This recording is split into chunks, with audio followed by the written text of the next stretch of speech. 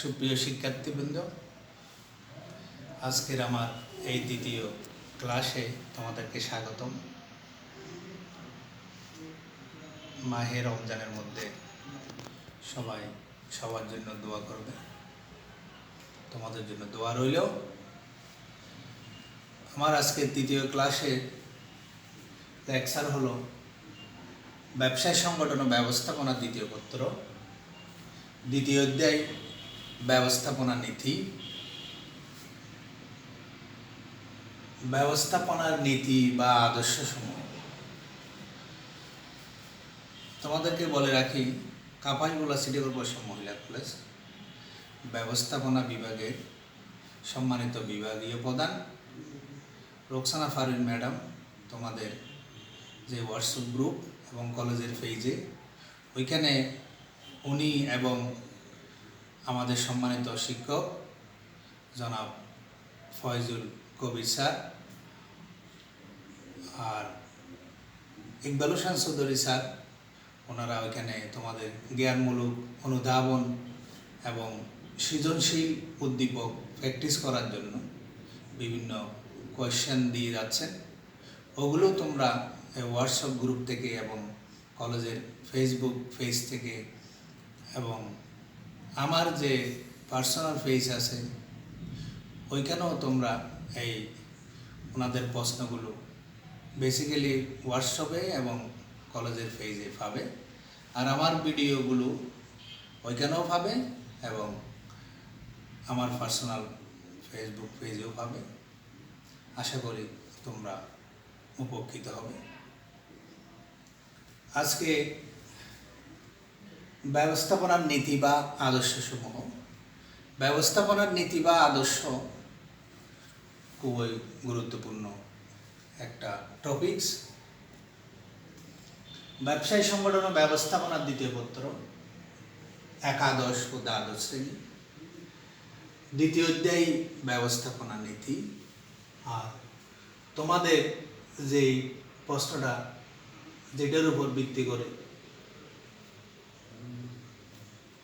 জ্ঞানমূলক প্রশ্ন, অনুধাবন প্রশ্ন এবং সৃজনশীল উদ্দীপক হয়ে থাকে আর এমসিকিউ হয়ে থাকে, এই জন্য এই চ্যাপ্টার থেকে এই টপিক্সটা আমি বেছে নিলাম, খুবই গুরুত্বপূর্ণ। সাথে বলে রাখি, যারা তোমরা ডিগ্রি স্টুডেন্ট আছো, বিবিএস ফার্স্ট কোর্স তোমরা এবং আমাদের বিবিএ সম্মান হিসাব বিজ্ঞান বিভাগ ও ব্যবস্থাপনা বিভাগের ছাত্রীরাও তোমরা এই বিষয়টাতে অংশগ্রহণ করবে। ব্যবস্থাপনা নীতি বা আদর্শ। আধুনিক ব্যবস্থাপনার জনক হেনরি ফল, আধুনিক ব্যবস্থাপনার জনক হেনরি ফলকে যে আধুনিক ব্যবস্থাপনার জনক বলা হয়, তিনি 1916 সালে জেনারেল অ্যান্ড ইন্ডাস্ট্রিয়াল অ্যাডমিনিস্ট্রেশন বইটাতে ওনার ব্যবস্থাপনার কার্যাবলী এবং ব্যবস্থাপনার সর্বজন স্বীকৃত গৃহীত যেই নীতি হেনরি ফল 14টা মূলনীতি উনি আবিষ্কার করেছেন, যেটা সকল মহলে স্বীকৃত।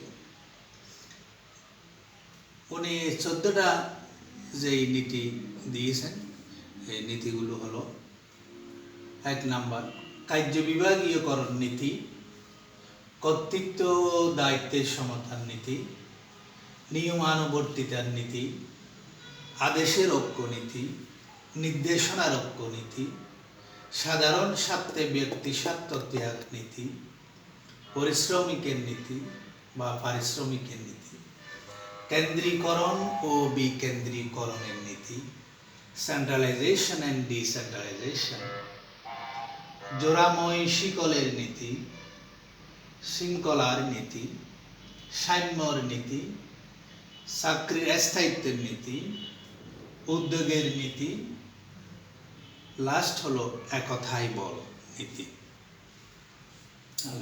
প্রথম আসি আমরা নীতি কি। নীতি হলো কোনো কাজের সাধারণ নির্দেশিকা এবং ওই নির্দেশিকা মেনেই ওই কাজটি সম্পাদন করা হয়।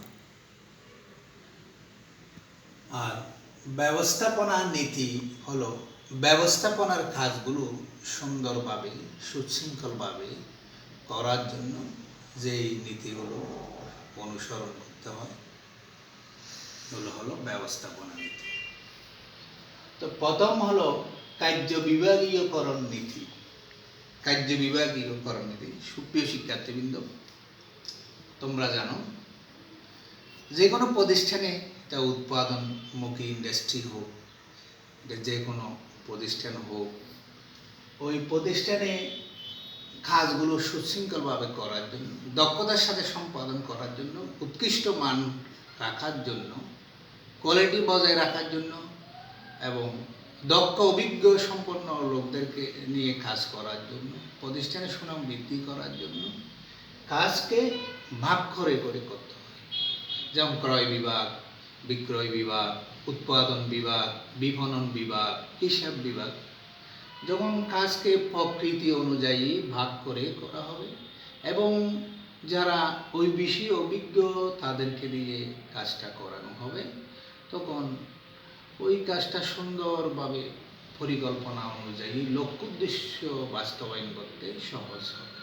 তাই ব্যবস্থাপনার প্রথম নীতি হলো কার্য বিভাগীয়করণ নীতি।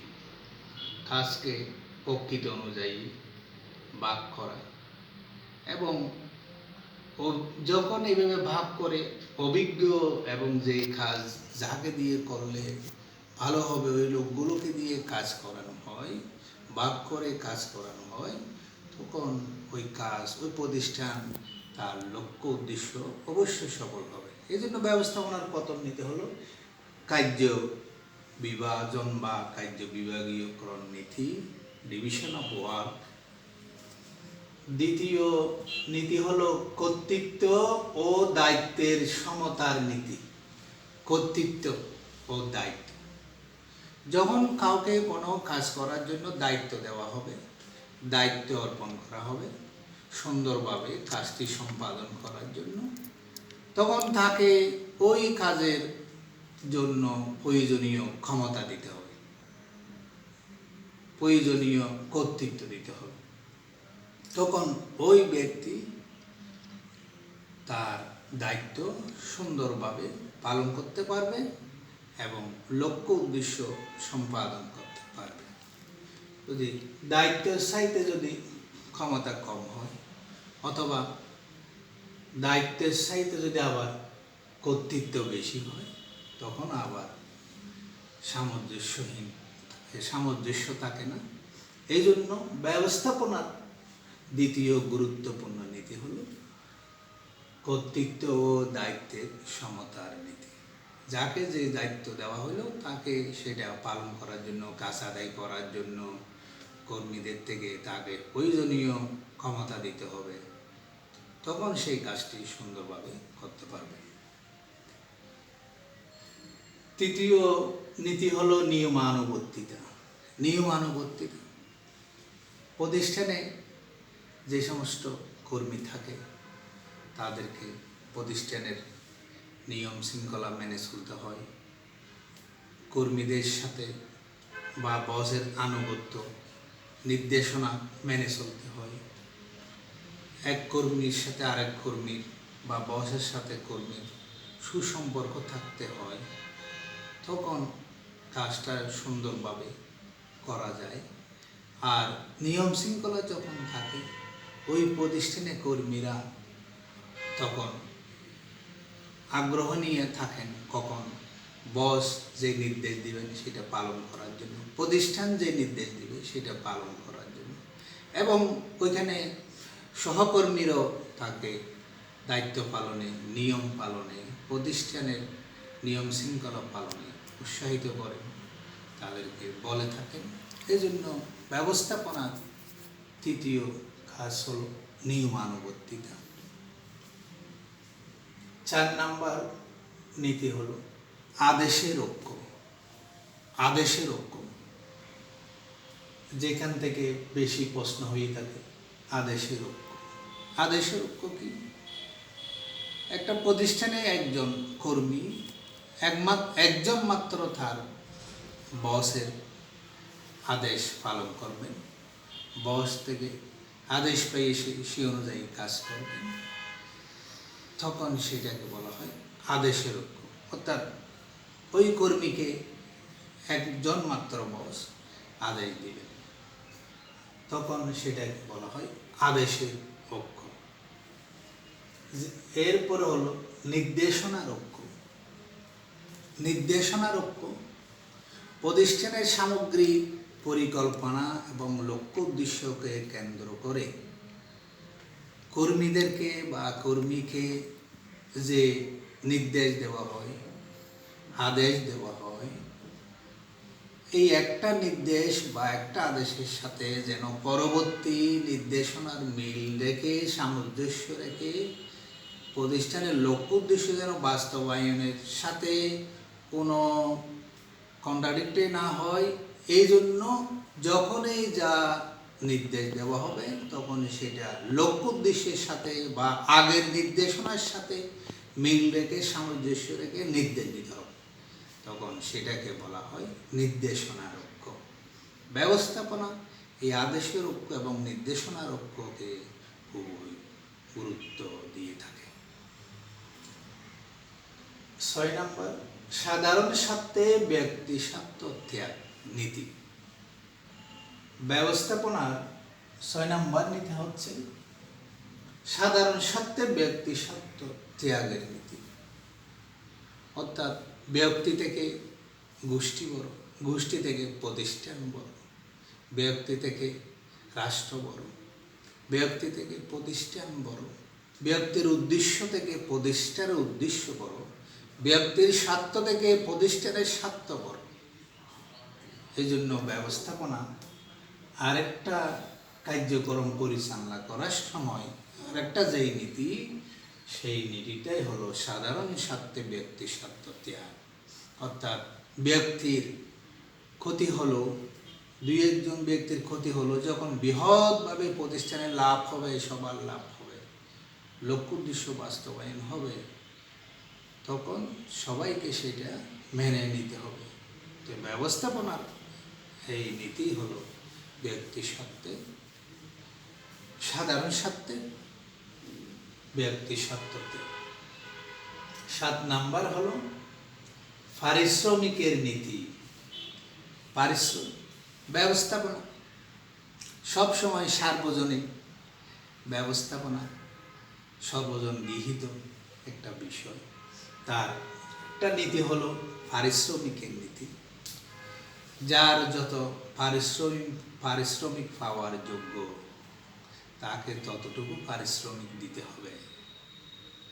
যদি সে ততটুকু পারিশ্রমিক না পায়, তখন সেই কর্মী তার কাঙ্ক্ষিত লক্ষ্যে পৌঁছার জন্য তখন প্রতিষ্ঠান পরিবর্তনের চেষ্টা করবে। সে কোথায় আরও ভালো বেতনে, ভালো পারিশ্রমিকে কাজ খুঁজে পায়, যদি সে মনে করে আমার যোগ্যতা অনুযায়ী, পরিশ্রম অনুযায়ী আমার পারিশ্রমিক হচ্ছে না, তখন সে পেশনা পাবে না, উদ্দীপনা পাবে না। এই জন্য ব্যবস্থাপনার আরেকটি গুরুত্বপূর্ণ নীতি হল পারিশ্রমিকের নীতি। জাপানি ব্যবস্থাপনায় কর্মীদের উচ্চ পারিশ্রমিকের কথা বলা হয়ে থাকে, গুরুত্ব দিয়ে থাকে জাপানি ব্যবস্থাপনায়। 8 নাম্বার হলো কেন্দ্রীয়করণ ও বিকেন্দ্রীকরণ নীতি। Centralisation and decentralisation. ব্যবস্থাপনার আরেকটা নীতি হলো কেন্দ্রীকরণ ও বিকেন্দ্রীকরণ। অর্থাৎ প্রতিষ্ঠানের গুরুত্বপূর্ণ সিদ্ধান্তসমূহ, কৌশলসমূহ, নীতিসমূহ, নিয়ন্ত্রণ, ওই বিষয়গুলো কেন্দ্র থেকে ডিসিশন আসবে, কেন্দ্র থেকে সাপ্লাই দেওয়া হবে। আর যেগুলো কম গুরুত্বপূর্ণ, যেগুলো যারা ডিপার্টমেন্ট ওয়াইজ আছে, তারা যদি নিজেরা সিদ্ধান্ত নেওয়ার জন্য ওদেরকে ক্ষমতা দেওয়া হয়, কম গুরুত্বপূর্ণ সিদ্ধান্তগুলো নেওয়ার জন্য ওইখানে ক্ষমতা দেওয়া হয়, তখন সেটা হলো বিকেন্দ্রীকরণ। অর্থাৎ প্রতিষ্ঠানের সকল ক্ষেত্রে যেন কেন্দ্রীকরণ না হয়ে যেখানে কম গুরুত্বপূর্ণ, যেখানে যারা ওই ডিসিশনগুলো নিতে পারবেন, বাস্তবায়ন করতে পারবেন, তখন সেখানেও সেই ডিসেন্ট্রালাইজেশনের ব্যবস্থার কথা বলা হয়েছে। তাহলে ব্যবস্থাপনার আরেকটা নীতি হলো কেন্দ্রীকরণ ও বিকেন্দ্রীকরণ নীতি। 9 নম্বর হলো জোড়াময় শিকল নীতি। জোড়াময় শিকল নীতি এটা ব্যবস্থাপনার একটা গুরুত্বপূর্ণ নীতি। জোড়াময় শিকল নীতি প্রতিষ্ঠানে এখানে দেখা যাবে, এখানে এমডি বা চেয়ারম্যান, এমডি বা সিইও, চিফ এক্সিকিউটিভ অফিসার বা চেয়ারম্যান, তারা যে নির্দেশগুলো দিবে, তাই নির্দেশগুলো সবাই পালন করবে। একেবারে উপরের স্তর থেকে নিচের পর্যায় পর্যন্ত, উচ্চ পর্যায় থেকে নিম্ন পর্যায় পর্যন্ত যারা কাজ করেন, তাদের সিদ্ধান্তগুলো, নির্দেশনাগুলো তারা উচ্চ পর্যায় থেকে নিম্ন পর্যায়ে চলে আসবে। এবং কাজের জন্য আবার সবাই নিম্ন পর্যায় থেকে উচ্চ পর্যায়ে যারা আছে, সবাই আবার তাদের কাজের জন্য জবাবদিহিতে থাকবে, একজন আরেকজনের কাছে জবাবদিহিতে থাকবে। অর্থাৎ প্রতিষ্ঠানের নির্দেশনাগুলো পর্যায়ক্রমে উচ্চ থেকে নিম্নর দিকে ধাবিত হবে এবং জবাবদিহিতা নিম্ন থেকে উচ্চ পর্যন্ত প্রবাহিত হবে, একজন আরেকজনের কাছে জবাবদিহি থাকবে। তখন এই জোড়াময় শিকল নীতি বলা হচ্ছে জোড়াময়, অর্থাৎ প্রতিষ্ঠানের একটা চেইন অফ কমান্ড, যেখানে সমন্বয় থাকবে প্রতিটি বিভাগ, প্রতিটি কর্মী, লক্ষ্য উদ্দেশ্য সমন্বয় থাকবে এবং তারা নির্দেশনাগুলো এবং জবাবদিহিতা একই সূত্রে সম্পৃক্ত হবে, সম্পর্কযুক্ত হবে। তখন এটাই প্রতিষ্ঠানে জোড়াময় শিকল নীতি বলা হচ্ছে ব্যবস্থাপনায়।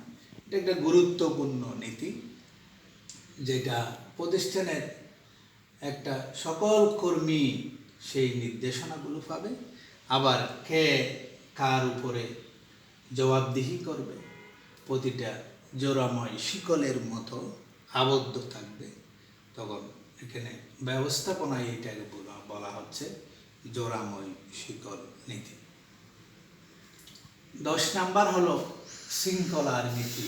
শৃঙ্খলা, এখানে প্রতিটা কর্মীর কর্ম এবং কর্মের স্থান নির্দিষ্ট থাকবে, প্রতিটা কর্মী এবং কর্মের স্থান নির্দিষ্ট থাকবে এবং উপযুক্ত ব্যক্তিকে উপযুক্ত দায়িত্ব দেওয়া হবে। যদি দেখা যায় কোনো একটা উৎপাদন বিভাগে উৎপাদন পরিচালনা করার জন্য, ইন্ডাস্ট্রির প্রোডাকশন পরিচালনা করার জন্য একজন টেক্সটাইল ইঞ্জিনিয়ার আছেন, তাকে যদি দায়িত্ব না দিয়ে সাধারণ একজনকে দায়িত্ব দেওয়া হয়, তখন বোঝা যাবে প্রতিষ্ঠানে শৃঙ্খলা নাই। তখন এই জন্য ব্যবস্থাপনা এই শৃঙ্খলার নীতি এটা খুবই ফলো করে থাকে। এটা ব্যবস্থাপনা একটা গুরুত্বপূর্ণ নীতি হলো প্রতিটি কর্মী কেউ অলস বসে থাকবে না, কেউ সময়ের অপচয় করবে না, সবাই তার নির্দিষ্ট দায়িত্ব পালন করবে, তার একটা নির্দিষ্ট স্থান থাকবে, নির্দিষ্ট দায়িত্ব থাকবে এবং উপযুক্ত কর্মীকে উপযুক্ত দায়িত্ব দেওয়া হবে, উপযুক্ত স্থানে তাকে দেওয়া হবে। এটা হলো শৃঙ্খলার নীতি।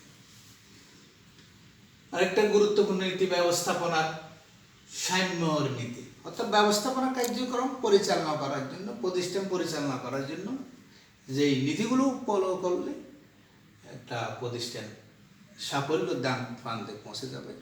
এই নীতিগুলোর মধ্যে আর একটা গুরুত্বপূর্ণ নীতি হলো সাম্যর নীতি, সমতা।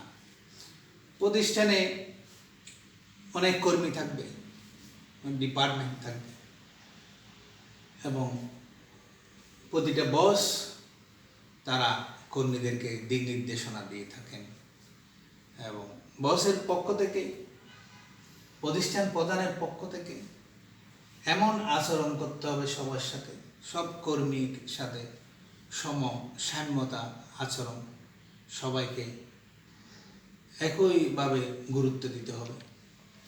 আর ব্যবস্থাপনায় সাম্যর নীতিকে খুবই গুরুত্ব দেওয়া হয়, কারণ যদি কোনো ব্যবস্থাপনার পক্ষ থেকে বা প্রশাসনের পক্ষ থেকে যদি স্বজনপ্রীতি বা যেটা আমরা বলি কোনো কর্মীকে তার পাওনা, কর্মীকে তার ন্যায্য ব্যবহার যদি তাকে দেওয়া না হয়, ডিপ্রেপ করা হয়, বা ওর সকল কর্মীর সাথে যদি সমান আচরণ করা না হয়, তখন ব্যবস্থাপনা তার কার্যক্রম পরিচালনা করতে গিয়ে তখন খুবই ব্যাগ পেতে হয়। আর যখন সমতা নীতি ফলো করা হবে, বাস্তবায়ন থাকবে, তখন ওই প্রতিষ্ঠান অন্য প্রতিষ্ঠান থেকে, ওই প্রতিষ্ঠানের কর্মীরা অন্য প্রতিষ্ঠানের কর্মীদের থেকে প্রতিষ্ঠানের প্রতি আন্তরিক হবে, প্রতিষ্ঠানের কাজকে নিজের কাজ মনে করবে, এবং ব্যবস্থাপনা তার লক্ষ্য উদ্দেশ্য অবশ্যই বাস্তবায়ন করতে পারবে। পরে 12 নম্বর নীতি হলো চাকরির স্থায়িত্বের নীতি। চাকরির স্থায়িত্বের নীতি ব্যবস্থাপনা একটা গুরুত্বপূর্ণ নীতি। তৃতীয় বিশ্বের দেশগুলোতে সাধারণত কর্মীদেরকে বেশি বেশি টার্গেট দেওয়া হয়, এবং যদি ওই টার্গেট তারা ফিল আপ করতে না পারে, তখন তাদেরকে চাকরি থেকে বরখাস্ত বা চাকরি চলে যাওয়ার হুমকি দেওয়া হয়।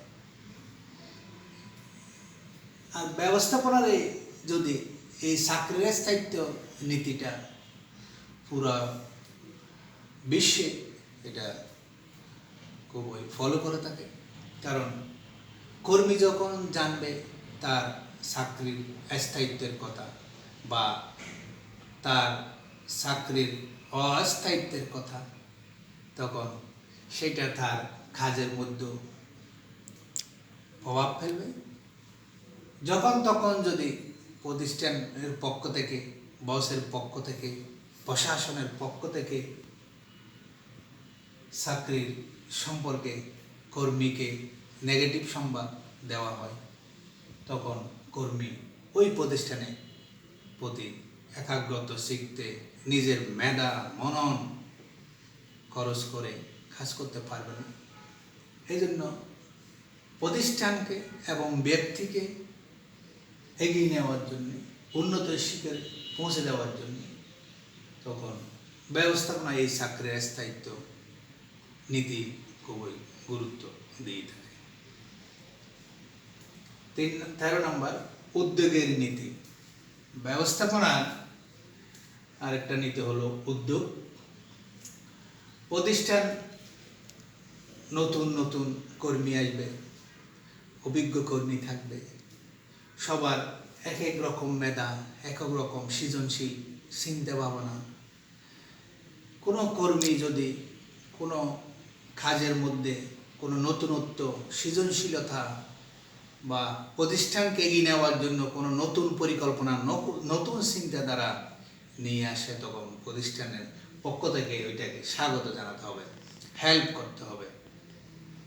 এই জন্য ব্যবস্থাপনার আরেকটা নীতি হলো ইনিশিয়েটিভ বা উদ্যোগের নীতি। কারণ উদ্যোগের মাধ্যমেই প্রতিষ্ঠান আরেক প্রতিষ্ঠান থেকে আলাদা বোঝায়, এক প্রতিষ্ঠানের পণ্য আরেক প্রতিষ্ঠানের পণ্য থেকে উৎকৃষ্ট বোঝায়, উৎকর্ষতা বোঝায়। এই জন্য ব্যবস্থাপনার নীতি হলো উদ্যোগের নীতি। 14 নম্বর, একথায় বল নীতি। একথায় বল।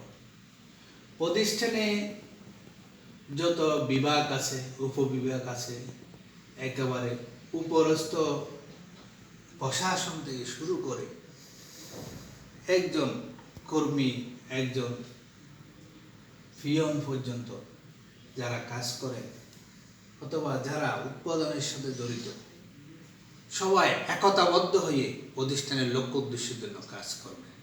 কারণ একথাই বল, যদি সবাই যদি তার প্রতিষ্ঠানের নির্দেশনার সাথে এক না থাকে, আদেশের সাথে এক না থাকে, লক্ষ্য উদ্দেশ্য বাস্তবায়নের সাথে যদি একাগ্রতা না থাকে, সবাই মিলে যদি একটা শক্তিতে রূপান্তর না হয়, তখন ওই প্রতিষ্ঠান কখনো উত্তরোত্তর বৃদ্ধি হতে পারে না, সাফল্যের দিকে এগিয়ে যেতে পারে না। এজন্য ব্যবস্থাপনার একেবারে লাস্ট নীতি হলো একতাই বল নীতি। এছাড়া আরও অনেক নীতি আছে, তবে হ্যান্ডিফল প্রদত্ত 14টা এই নীতি সর্বজন স্বীকৃত, লিখিত এবং অভিজ্ঞতার আলোকে এগুলো প্রণীত। এজন্য ব্যবস্থাপনার নীতি, হ্যান্ডিবলের এই ব্যবস্থাপনার নীতি আধুনিক ব্যবস্থাপনার ক্ষেত্রে খুবই গুরুত্বপূর্ণ অবদান রেখেছে। এখানে তোমাদেরকে আমি বলে রাখি, এখানে যে নীতিগুলো আছে প্রতিটা নীতি তোমাকে স্পষ্ট করে ধারণা রাখতে হবে, কারণ এখান থেকেই তোমার প্রতিটা নীতি হলো এক একটা জ্ঞানমূলক প্রশ্ন, আবার প্রতিটা নীতি হলো এক একটা অনুধাবন প্রশ্ন, আবার এই নীতিগুলোর উপর ভিত্তি করে যে কোনো আদেশের অক্ষর নীতি, নির্দেশনার অক্ষর নীতি, সাধারণ স্বার্থে ব্যক্তি স্বার্থ ত্যাগ, কর্তৃত্ব ও দায়িত্বের সমতার নীতি, কেন্দ্রীকরণ বিকেন্দ্রীকরণ নীতি, যে কোনো একটা নীতির উপরে তোমার উদ্দীপক আসতে পারে। এই জন্য দ্বিতীয় চ্যাপ্টারের গুরুত্বপূর্ণ যেই আজকের টপিকস, সেটা হলো ব্যবস্থাপনার নীতি বা আদর্শ। তো সুপ্রিয় শিক্ষার্থীরা, আশা করি তোমরা কিছুটা হলো বুঝতে পেরেছ আমার এই ক্ষুদ্র প্রয়াস। আর সাথে সাথে আমি গত ক্লাসগুলোতে বলছি, তোমাদের যে টেক্সট বুক আছে ওইখানে যদি তুমি এই নীতিগুলো আবার নিজে একাগ্রত চিত্তে রিডিং করে থাকো এবং আমার এই ভিডিওটা, ক্লাসটা দেখো, তাহলে আশা করি তোমার অনেক উপকার আসবে। তো সুস্থ থাকো, ভালো থাকো। একদিন দেখবে এই করোনা মহামারী কেটে যাবে, রমজানের মাস, রহমতের মাস, মাগফিরাতের মাস, নাজাতের মাস।